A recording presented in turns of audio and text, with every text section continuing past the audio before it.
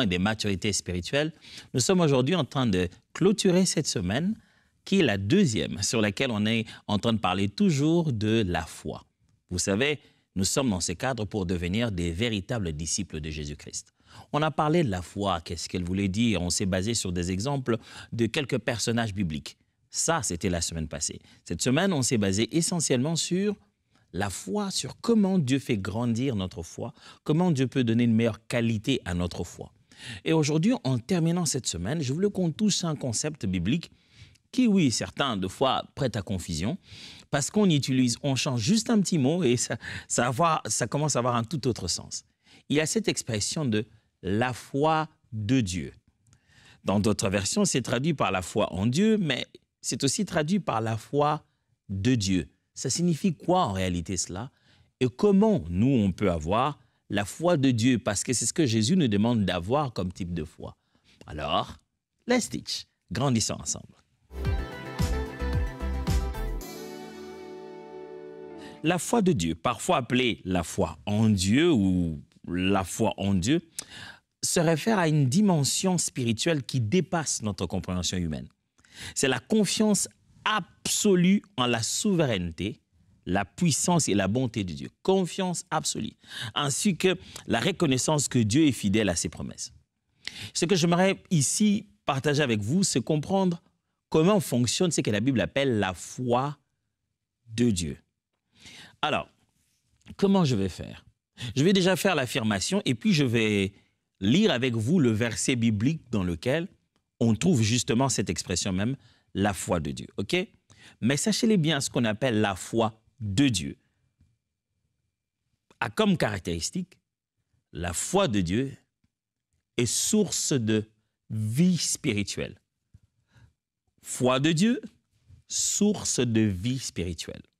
Lisons le passage biblique maintenant pour mettre tout ça clair. Marc chapitre 11, versets 20 à 23. Marc chapitre 11, versets 20 à 23. Le matin, en passant, les disciples virent le figuier séché jusqu'aux racines. Pierre, se rappelant ce qui s'était passé, dit à Jésus, « Rabbi, regarde, le figuier que tu as maudit a séché. » Jésus prit la parole et leur dit, « Ayez foi en Dieu. Je vous le dis en vérité, si quelqu'un dit à cette montagne, ôte-toi de là et jette-toi dans la mer, et s'il ne doute point en son cœur, mais croit que ce qu'il dit arrive, il le verra s'accomplir. » Alors, il y a juste un défi avec le grec.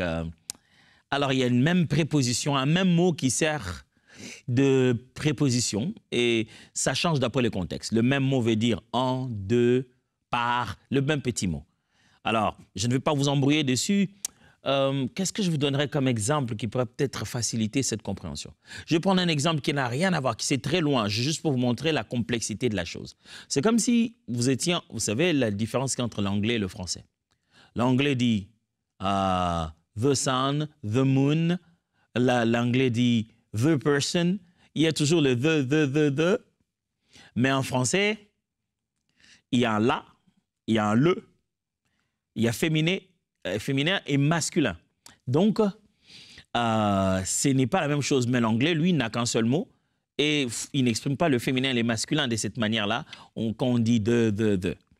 Alors, ce n'est pas l'exemple exact, mais c'est juste pour vous montrer qu'il existe de fois cette complexité-là, où dans une langue, il y a un même mot, mais qui exprime beaucoup de choses. Et dans le grec, il y a aussi cette complexité, où la petite préposition est la même, mais elle l'exprime dans, elle veut dire dans, par, en, d'après les contextes de mots, elle commence à les placer. Par exemple, quand on dit « soyez remplis, vous serez baptisés du Saint-Esprit », ça veut dire vous serez baptisés dans le Saint-Esprit.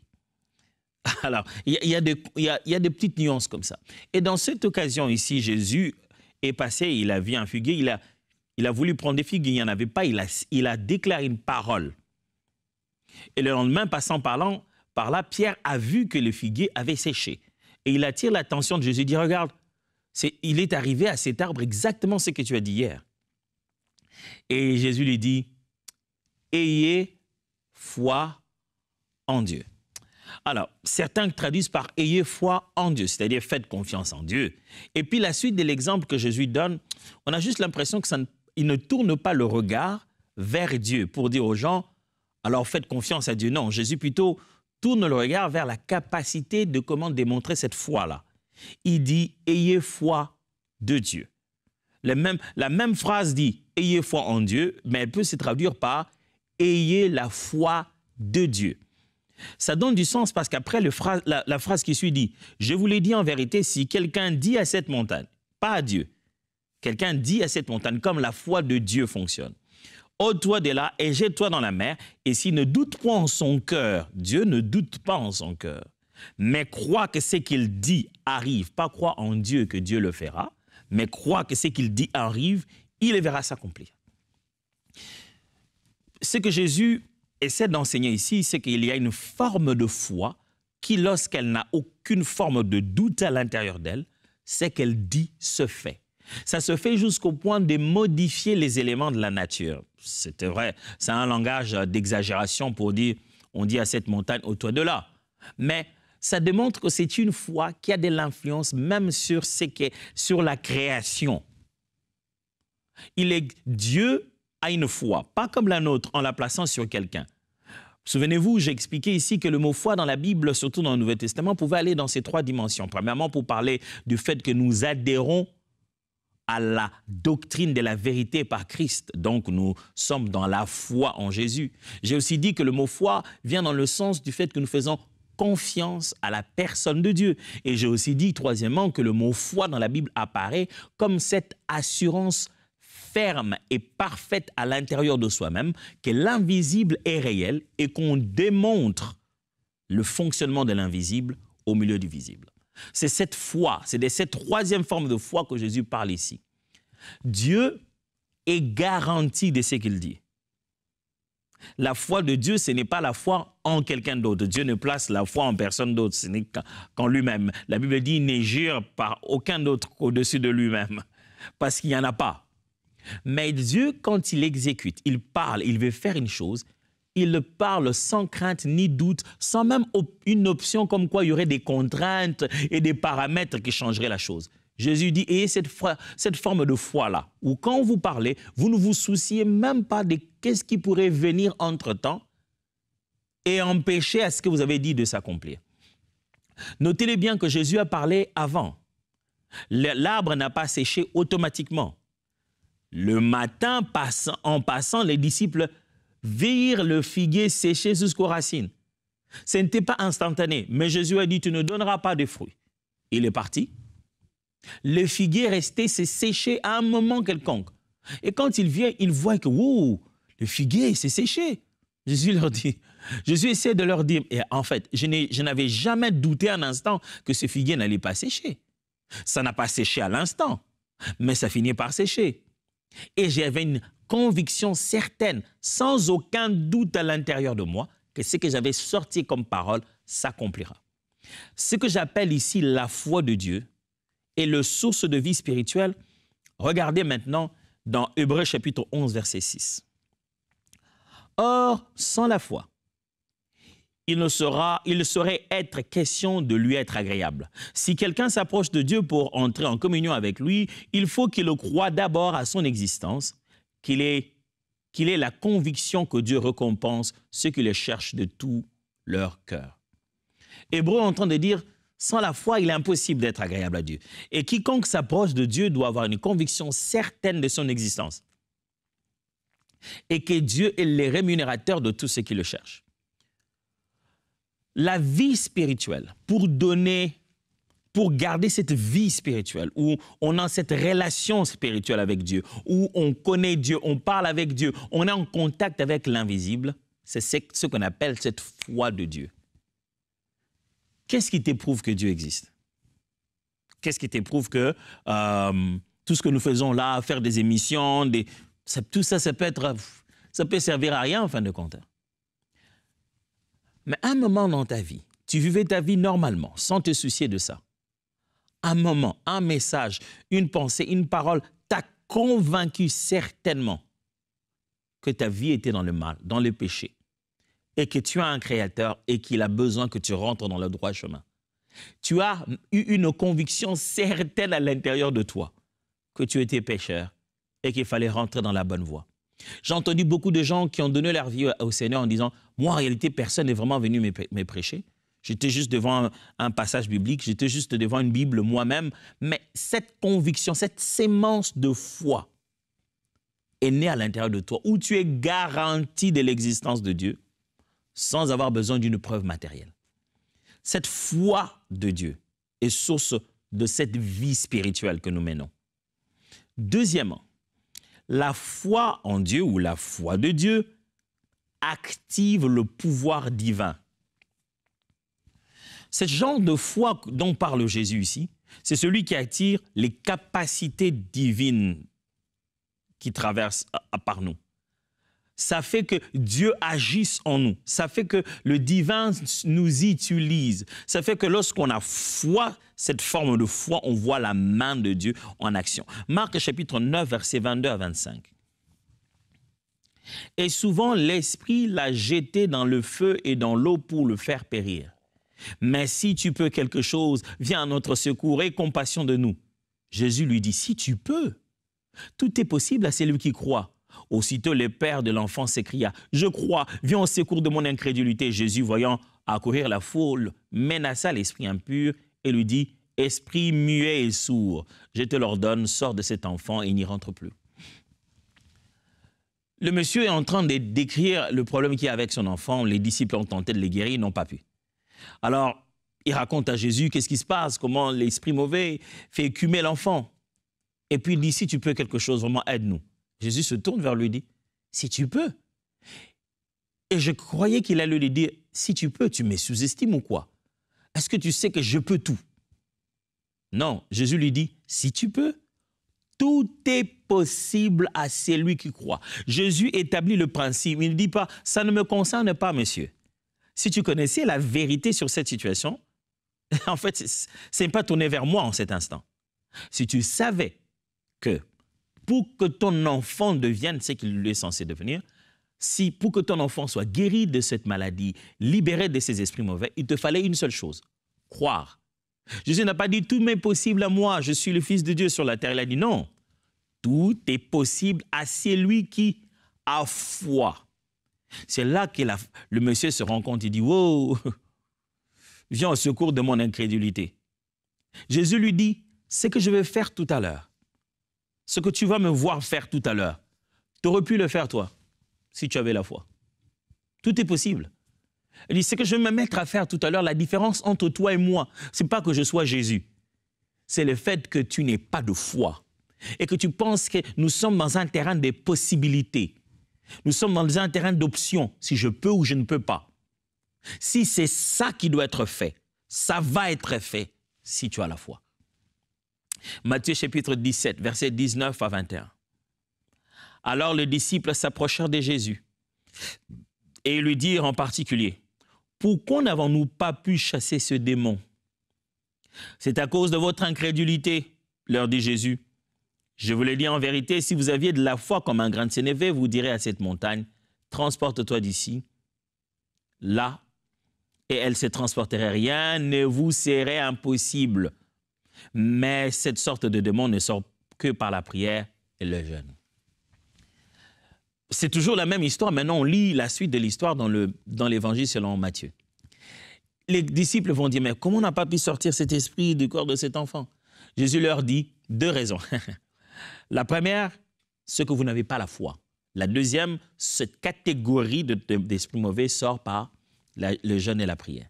Mais il leur dit d'abord, si vous aviez une petite foi, juste comme un grain de sénévé, vous donnerez un ordre. Et ce que vous avez donné comme ordre s'accomplirait. Ce que Jésus dit ici, c'est que même pour faire une prière d'autorité, on doit le faire avec la foi et la certitude que l'esprit auquel on parle va obéir sans hésiter. Je ne sais pas si vous avez compris ça.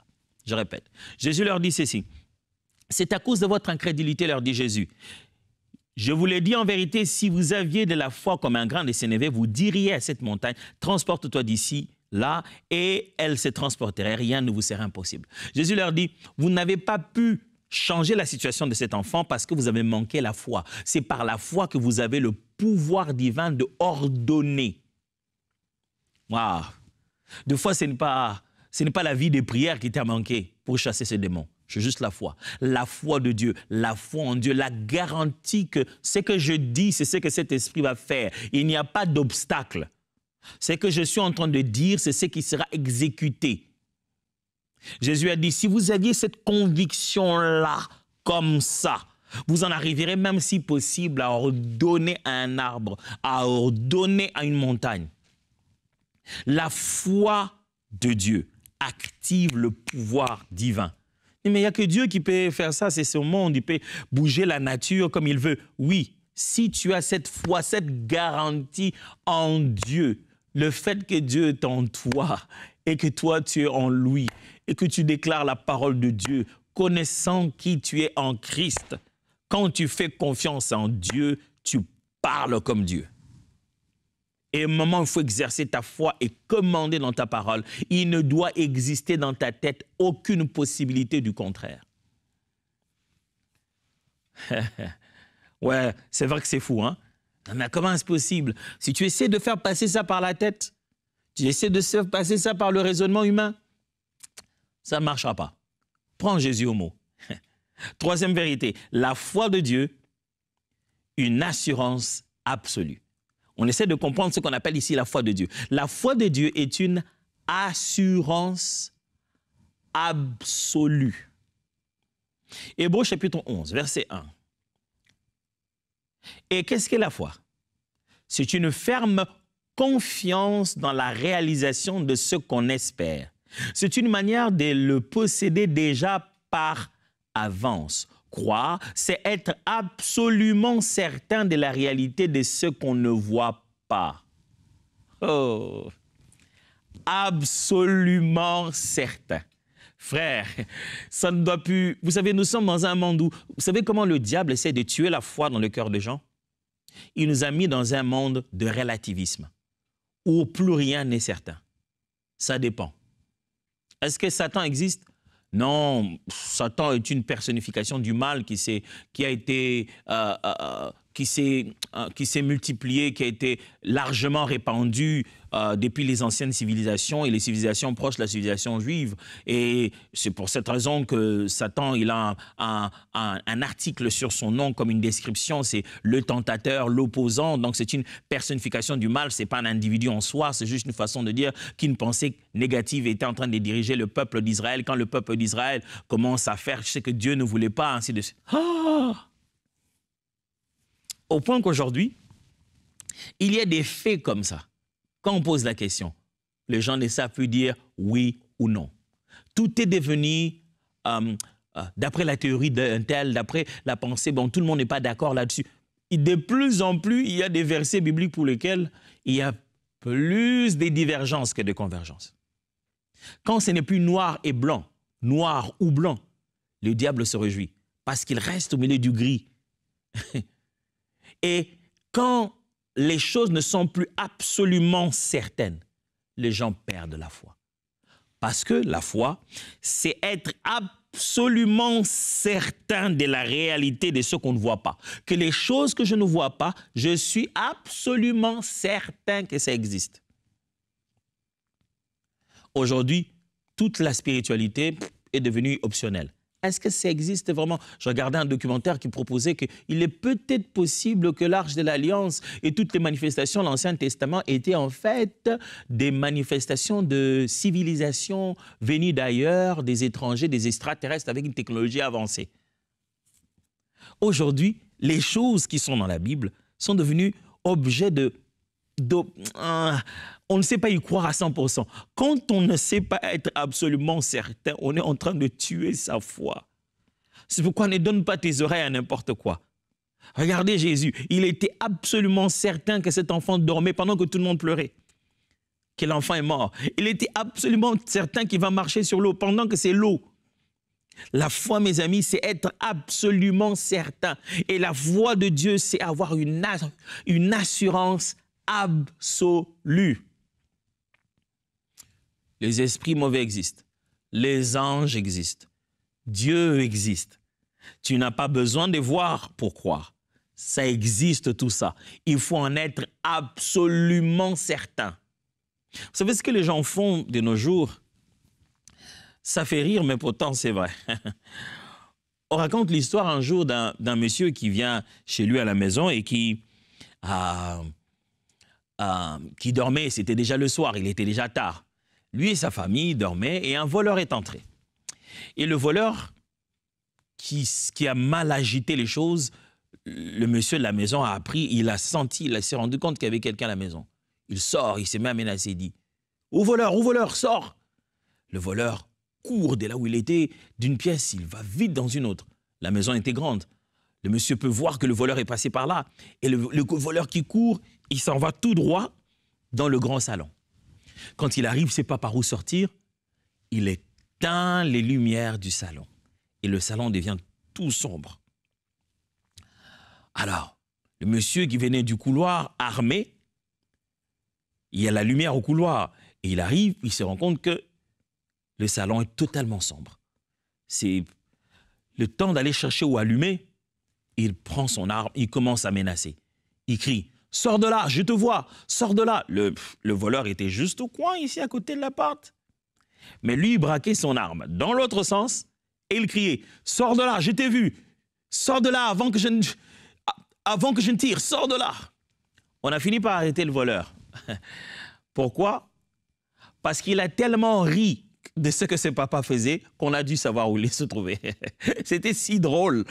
Il était là, genre, dans un coin, et il voyait le monsieur en train de crier sérieusement et en pointant l'arme dans une direction qui n'était pas la bonne. Et le monsieur qui disait « Sors de là, je te vois !» Et il était genre, celui-là, il n'a pas pu se retenir, il a éclaté de rire. C'est comme ça qu'on l'a attrapé. J'ai dit cette anecdote pour dire que de plus en plus, il semble que les chrétiens sont devenus des personnes lourdement armées, mais qui pointent l'arme dans le noir, dans la mauvaise direction.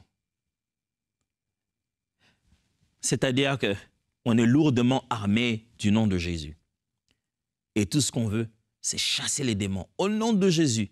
Et même les démons s'arrêtent et disent « On n'est même pas là ?» Tu sais qu'ils racontent là. On n'est même pas dedans. Comment peuvent-ils être aussi sérieux, mais dans la fausseté? Frères et sœurs, je vous en supplie, comprenez les choses de Dieu au point d'en avoir la certitude. Ne restez pas dans le ballottement des principes religieux. Comprenez la vérité des Écritures. Vous devez placer foi dans quelque chose. Des fois, les esprits mauvais vous voient crier, disent « Au nom de Jésus, il sait que tu parles, mais tu n'y crois pas. Il sait que tu ne crois même pas à ce que tu es en train de dire. » Et c'est ce que cet esprit a ressenti dans cet enfant.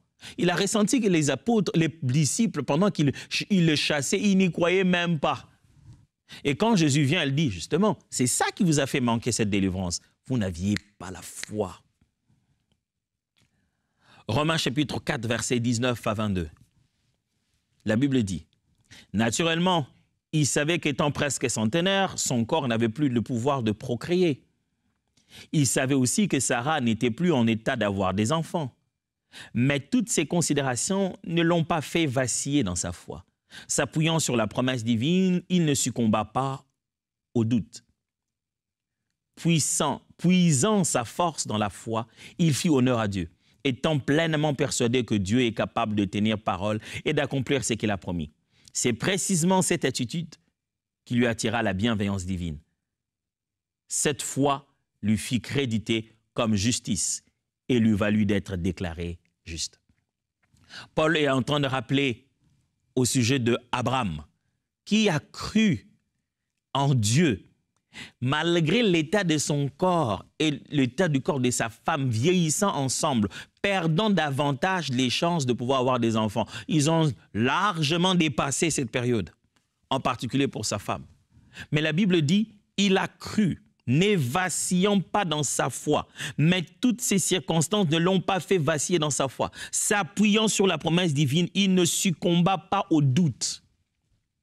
J'aime le second qui dit, il espéra contre toute espérance. il espéra contre toute espérance. Il était convaincu et certifié que Dieu m'a dit j'aurai un enfant, je l'aurai. Il m'a dit que j'aurai un enfant avec Sarah, je l'aurai. Pendant que tout donnait l'impression que ça n'existe pas. Mais il savait que cette postérité existe. Dieu ne ment pas, il va le donner. Ça, c'est le genre de foi que Jésus nous demande d'avoir. La foi de Dieu, une assurance absolue. De quoi es-tu sûr? Voilà certaines choses pour lesquelles tu es obligé d'être sûr. Tu dois être sûr que Dieu existe. Et que quand tu pries, quand tu parles, quand tu vis, il y a un interlocuteur de l'autre côté, au bout du fil, qui entend dans cette conversation. C'est le point de départ. Crois qu'il existe et qu'il est le rémunérateur de tout ce qu'il recherche. Dieu, ce n'est pas ton frère, ce n'est pas ta sœur, ce n'est pas ton président, ce n'est pas ton professeur, c'est Dieu. Si tu as l'impression que c'est incompréhensible et c'est trop fort pour toi et c'est trop grand, on ne peut pas faire une chose pareille. C'est pour ça qu'on l'appelle Dieu. Dieu n'est pas une description exacte des lettres dont on parle. C'est une tentative de pouvoir exprimer la relation qu'il y a entre nous et lui. Dieu n'est même pas le bon mot pour décrire qui il est. Dieu, c'est juste un concept humain qui parle d'un être supérieur tout-puissant. Même quand on parle de Dieu, en français, on aime encore mettre un majuscule. En hébreu, j'aime quand la Bible le dit dans le livre d'Ésaïe, notre Elohim n'est pas comme leur Elohim. Même au milieu de ceux qui ont presque un nom pareil au sien,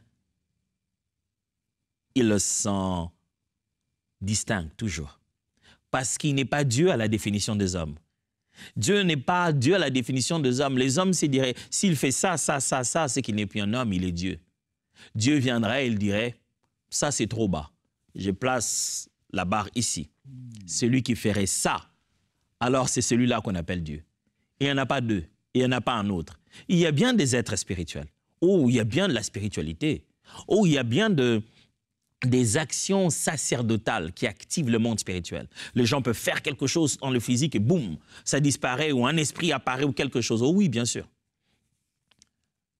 Mais tout ça là, ce n'est pas Dieu. Dieu est le maître, le créateur, la source de tout ça. Il y a bien des réalités invisibles et quand ça se manifeste, on n'y croit pas. On se dit, waouh, il n'avait rien, mais il a juste fait ça, voilà ce qui s'est passé. Dieu fait ça aussi, mais ne fait pas que ça. Et c'est ce qu'il a démontré au peuple d'Israël en Égypte. Il a transformé la pierre, il a transformé le bâton en serpent, eux aussi l'ont fait. Alors il a dit, je vais amener tout ça au niveau d'un Dieu. Et les Égyptiens ont crié, ça c'est le bout de doigt de Dieu. Tu as un Dieu puissant, ne le sous-estime pas. Est-ce que tu crois en lui? Laisse-moi prier pour toi pour cette fin de semaine. Adonai, notre Père, je me prier comme le Père de cet enfant.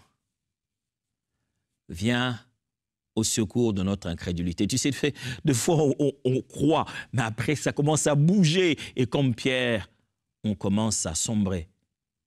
Au secours, au secours, au secours Jésus, augmente-nous la foi.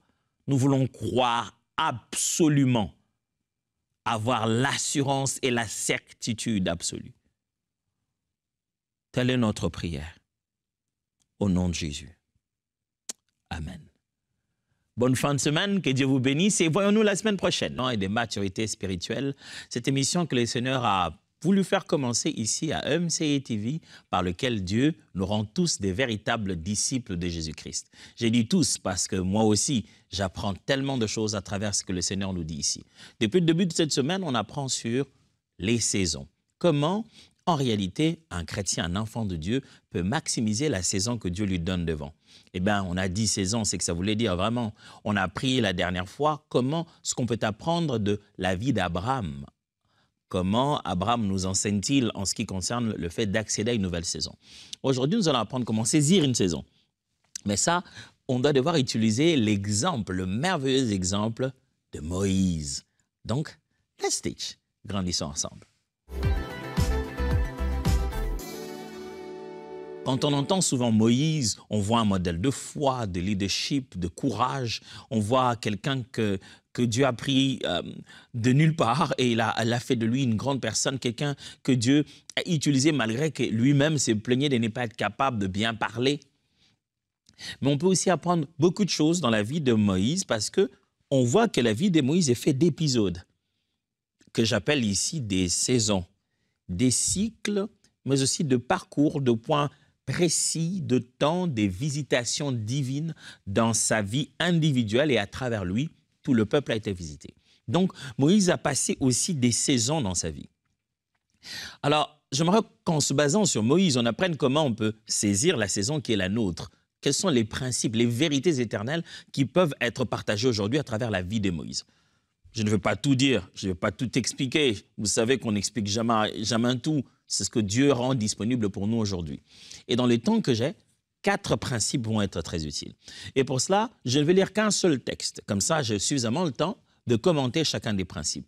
Je vais lire un seul texte concernant Moïse. Je vais déduire les principes là-bas et les supporter pendant que je serai en train d'expliquer par d'autres textes que je n'aurai pas toujours l'occasion de lire. Alors, lisons donc Exode chapitre 33, versets 13 à 23. Assez longue lecture, lisons ensemble.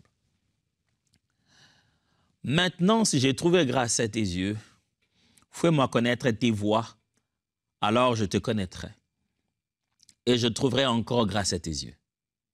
Considère que cette nation est ton peuple.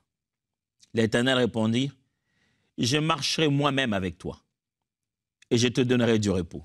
Moïse lui dit, si tu ne marches pas toi-même avec nous, ne nous fais point partir d'ici.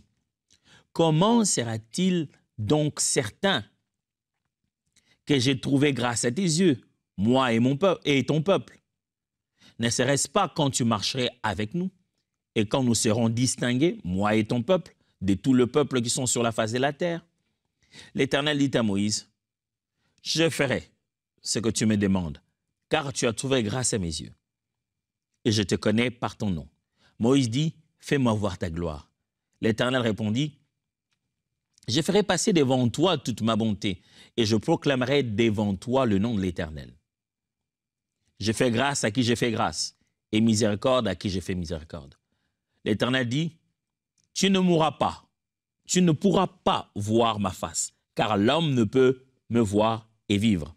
L'Éternel dit, voici un lieu près de moi, tu te tiendras sur le rocher.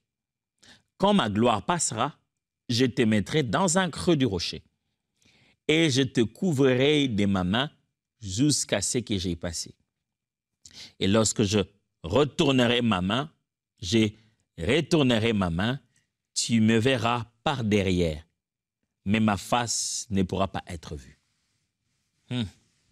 Cette histoire, ça bouleverse la tête, n'est-ce pas? On a envie de se dire, c'est quel type de conversation? On essaie de visualiser ça. Ça s'est passé comment? Dieu a placé sa main, on ne peut pas le voir et vivre. Le dos, il y a un dos, Dieu a vraiment un dos. Si Dieu a un dos, c'est qu'il est limité, c'est qu'il a un début et il a une fin dont on peut reconnaître le début et la fin. C'est dire, là, je vois Dieu de dos. Si Dieu a un dos, donc il existe des choses qui se passent derrière son dos. Il n'est pas conscient de tout ce qui est autour de lui. Tellement de questions à poser lorsqu'on lit un texte comme ça, si on veut le poser de façon littérale. Hein. Mais il y a des réponses très claires pour chacune de ces questions.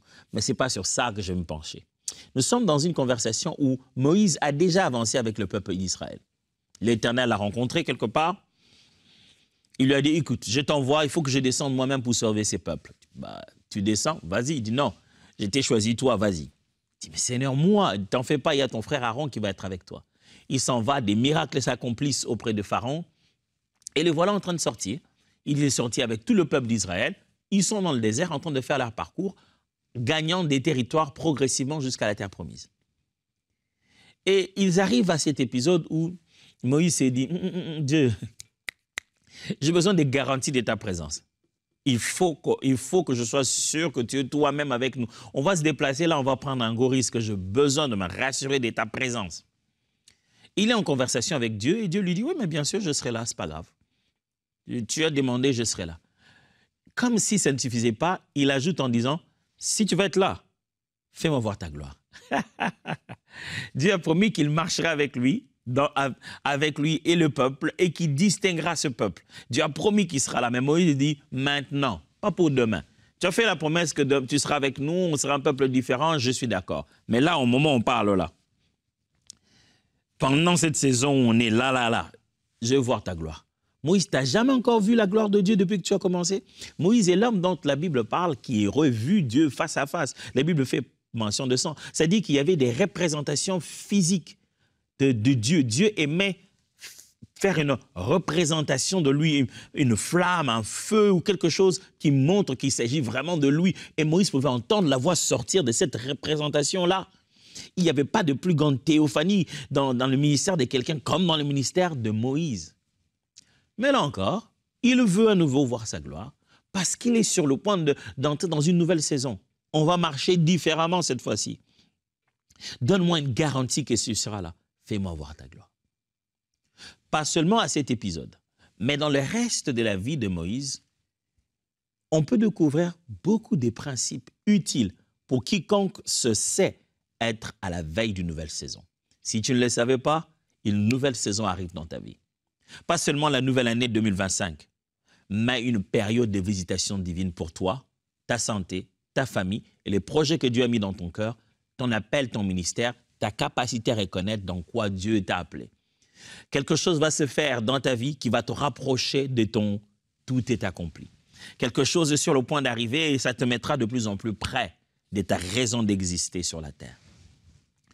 Que peut-on apprendre pour saisir efficacement ce moment-là à travers le modèle de la vie de Moïse? Premièrement, on ne mérite pas une nouvelle saison. On en obtient la grâce. On ne mérite pas une nouvelle saison. On en obtient la grâce.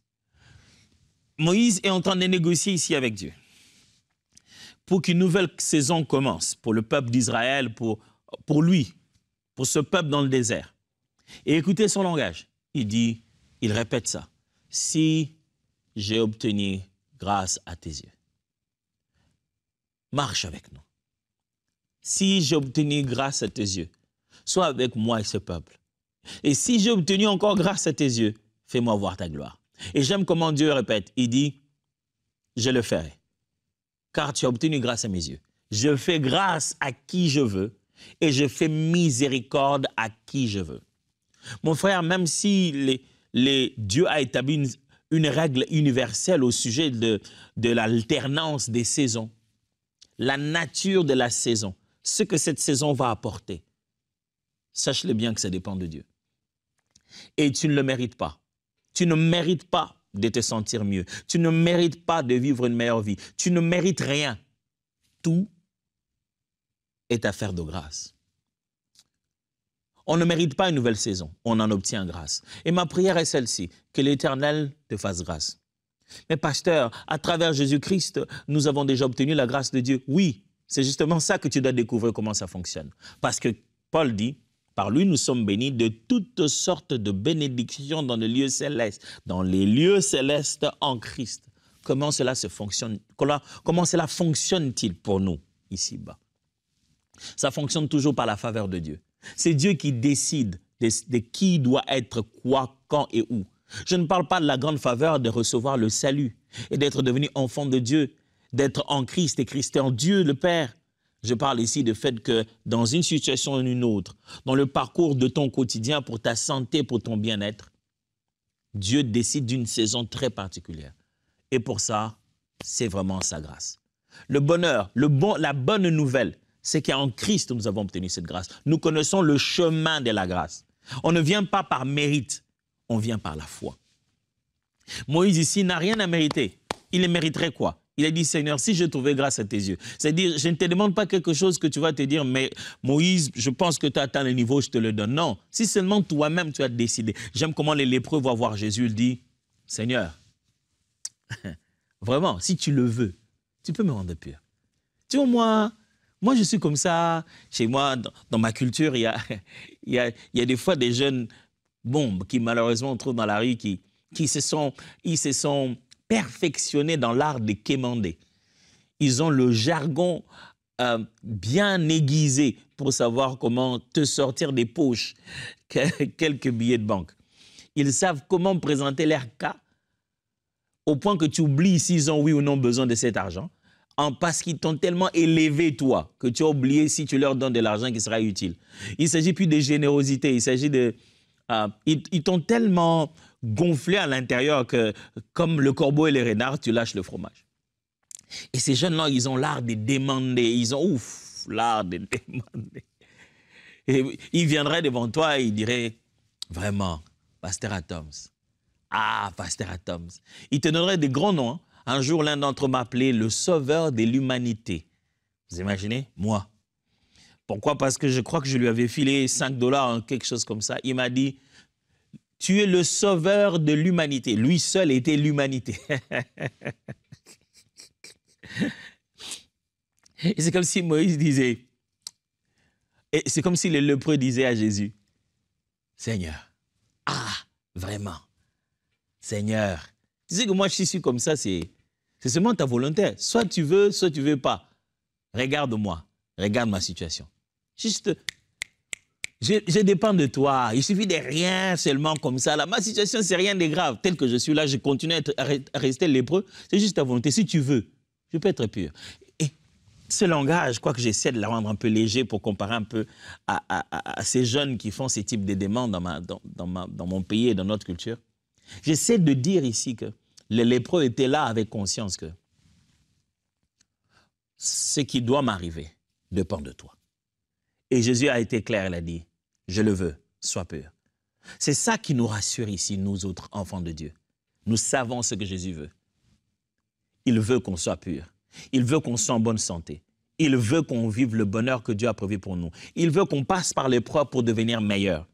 Nous connaissons sa volonté. Nous connaissons sa grâce en notre faveur. Parce que, rappelons-nous, je l'ai dit, on n'obtient pas la nouvelle saison par mérite. On l'obtient par grâce. Et la bonne nouvelle, c'est que Dieu veut que cette nouvelle saison arrive. Dieu veut que tu sois pur. La volonté de Christ est claire. C'est ton bonheur. Deuxième chose qu'apprend le texte de Moïse au sujet de la nouvelle saison qui doit arriver, comment la saisir? 2. Chaque saison vient avec ses instructions. Chaque saison vient avec ses instructions. Chaque fois que Dieu te met dans une saison, il donne des instructions pour ça. Chaque saison vient avec ses instructions. Quand on passe à l'été, il commence à faire chaud, on passe à la saison des pluies, il commence à faire chaud, il y a des instructions qui sont attachées à ça. Il fait chaud, habille-toi léger, déshydrate-toi, bois beaucoup d'eau. Il fait froid, habille-toi lourd, garde-toi bien, enrichis-toi en vitamine C, mange des fruits, maintiens tes os en calcium, ainsi de suite. Chaque saison a des instructions appropriées pour mieux maximiser, vivre et survivre à cette saison-là. Et Dieu dit ceci à Moïse, « Ok, tu veux quoi? Je veux voir ta gloire, Seigneur. Ok, voici les instructions pour ça. Tiens-toi ici à côté, dans le creux de rocher, je passerai par là, je te couvrirai de ma gloire et de ma bonté. » Il dit, « Je ferai défiler mes bontés devant toi. Et quand je serai parti, je lèverai ma main de dessus de toi et tu me verras de dos. » Je ne vais pas me donner l'exercice d'expliquer ça aujourd'hui, ce n'est pas le but. Mais il lui a donné des instructions claires. J'ai une question à vous poser. Quelles sont les instructions que vous avez reçues? Ce qu'on appelle instructions, ce sont des guides précis, des orientations précises, une liste de choses à faire, un to-do list. Ça peut ne pas être beaucoup de choses à faire, mais Dieu t'a juste mis à cœur une petite chose. Je me souviens des saisons de ma vie. J'ai eu des saisons où Dieu a dit « étudie ». Je me suis mis à étudier. J'ai eu des saisons où Dieu a dit « arrête les études ». Et j'ai arrêté les études. J'ai arrêté en plein milieu. Et c'était le moment de répondre à l'appel au ministère. Mais voilà l'appel au ministère, Dieu dit « ok, remets-toi à étudier ». À chaque saison, il y a des instructions. J'ai des saisons où Dieu m'a dit « arrête tout, je vais te voir en prière pendant 40 jours ». J'arrête tout. Souvent, quand tu reçois des instructions, c'est-à-dire que tu es sur le point de changer des saisons.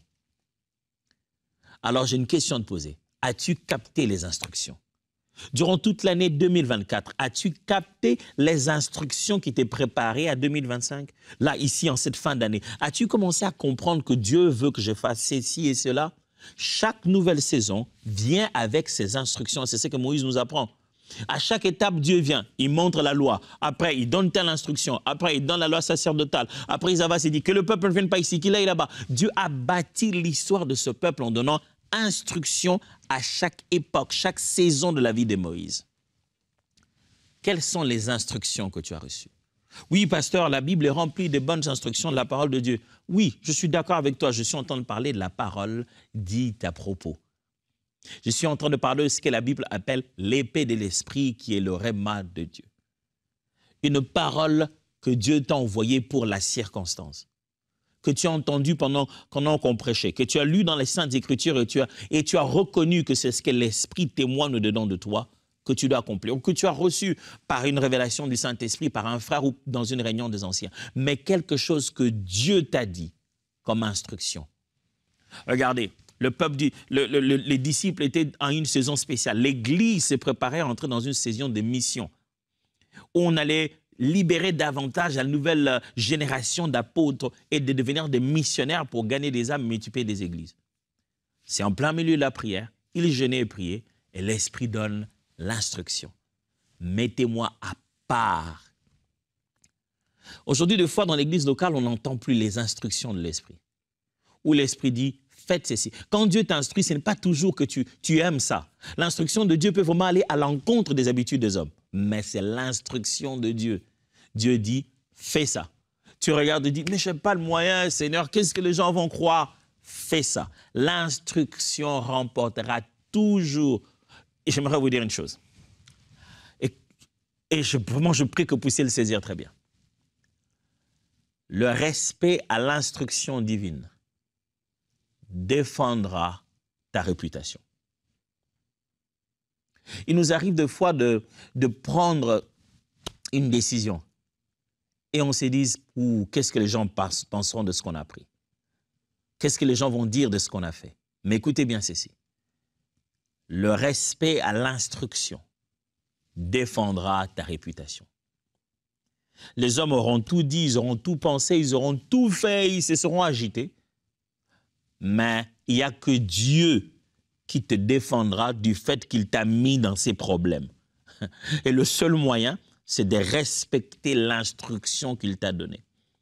Quelle est l'instruction de cette saison? 3.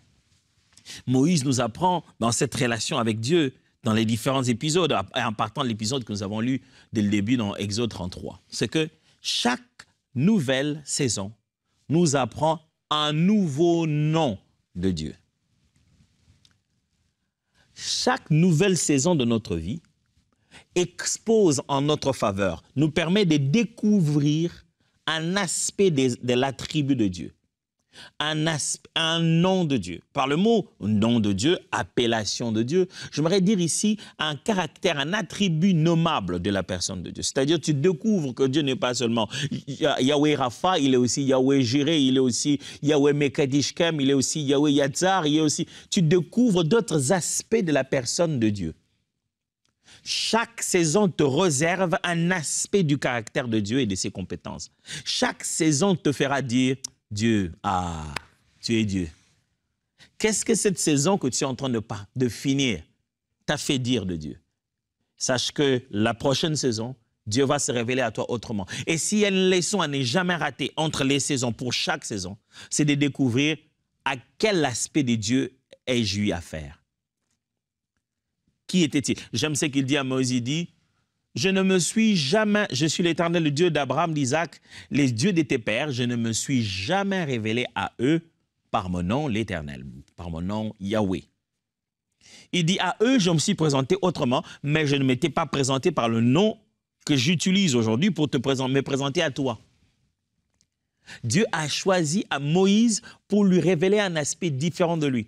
Et il avance encore, c'est à Moïse qu'il dit, je suis l'Éternel qui t'ai guéri, le Dieu qui se rassure de la santé de ce peuple. Ils avancent encore, il dit, je suis l'Éternel qui t'a mis à part, qui consacre ce peuple différemment, qui consacre les Lévites, qui consacre tout le peuple d'Israël. Tous ces noms qu'on appelle de Dieu, Yahweh, Jireh, Yahweh, Rapha, Yahweh, Mekadishkem, tous ces noms, Dieu les a manifestés comme ça, là, progressivement dans l'histoire du peuple d'Israël. Et dans cette période de la vie de Moïse, chaque saison va te faire découvrir un nom de Dieu. Oh, tu ne savais pas encore qu'il est le réparateur de brèches. Attends voir comment il va réparer les brèches que toi-même tu as causées. Tu ne savais pas qu'il sait réparer les oreilles.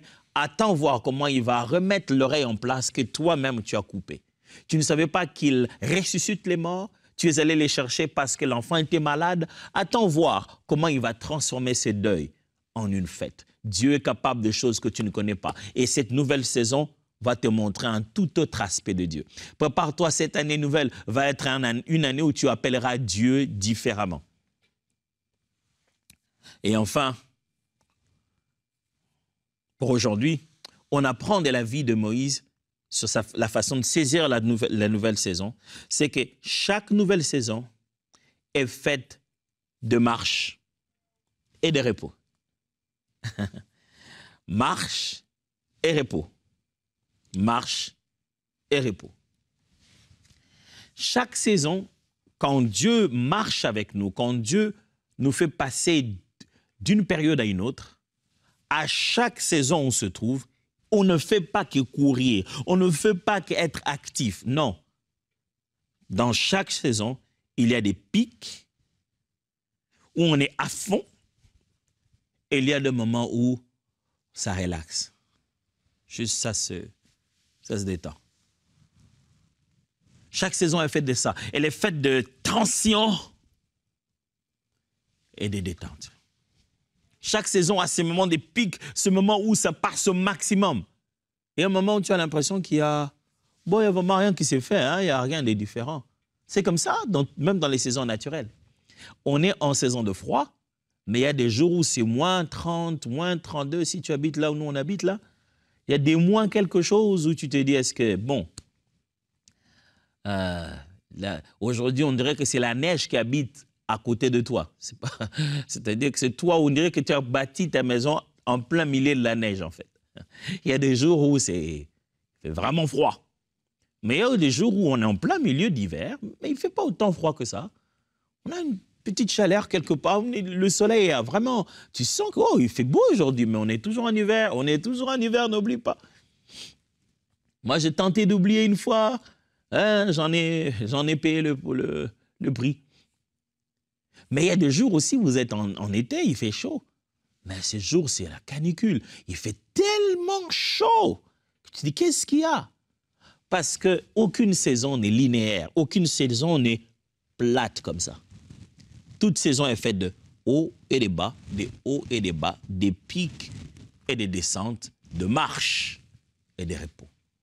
En plein milieu d'une saison quelconque, tu n'en vivras pas que le maximum. Tu peux être dans ta saison que Dieu avait promis, mais dans cette saison, tu ne verras pas que le maximum. Dieu te fera bosser dur. Dieu te fera travailler à fond. Dieu t'enverra tellement de choses à faire, tellement de clients, tellement d'énergie, tellement de bonnes choses. Mais à un moment donné, tu auras l'impression que ça vient, c'est plus très régulier. Ça ne signifie pas que la saison est passée, mais que chaque saison a des pics et a des plateaux. Et chaque saison, non seulement des pics et des plateaux, même des fois des courbes qui vont vers le bas.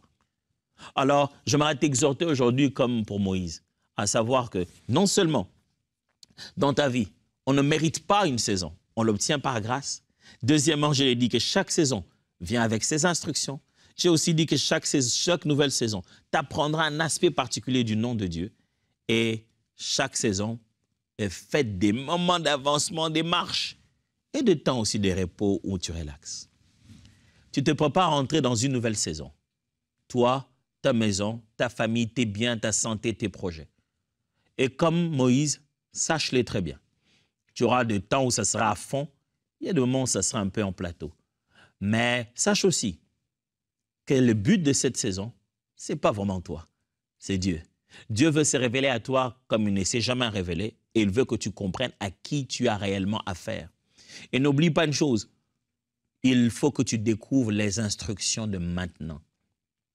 Parce que la saison où tu es en bas de la montagne et la saison où tu es au-dessus de la montagne, entre les deux, les instructions peuvent vraiment différer. Abraham, au bas de la montagne, Dieu lui dit, amène l'enfant, tu vas aller le tuer. Le voilà à la montagne et s'il n'était pas sensible à écouter Dieu, il aurait pu tuer cet enfant. Mais Dieu lui dit, arrête. Oh Dieu, pourquoi tu ne m'arrêtes pas moi-même, toi-même? Non, toi, arrête. Frère, si tu es maintenant sur la saison de la montagne, il est possible que les instructions diffèrent. Alors reste à l'écoute. Puis-je prier avec toi? Père de toute bonté, avec mon frère, avec ma sœur, je prie que nous puissions être capables d'évaluer la saison dans laquelle nous nous trouvons maintenant, en se posant la question, quelles ont été vraiment les instructions? En se disant, quel est le nom de Dieu que j'ai découvert? Et en se disant, quels ont été les moments hauts et les moments bas? Et qu'on finisse par te rendre grâce en sachant qu'on n'a rien mérité. Mais ces 4 choses apprises, on se prépare à les appliquer pour la nouvelle saison. On ne les savait pas avant, quand cette saison dans laquelle nous nous trouvons a commencé. Maintenant qu'on le sait, on veut que la nouvelle saison soit différente. On veut que la nouvelle année soit différente. Au nom de Jésus. Amen. Voyons-nous demain et que Dieu vous bénisse.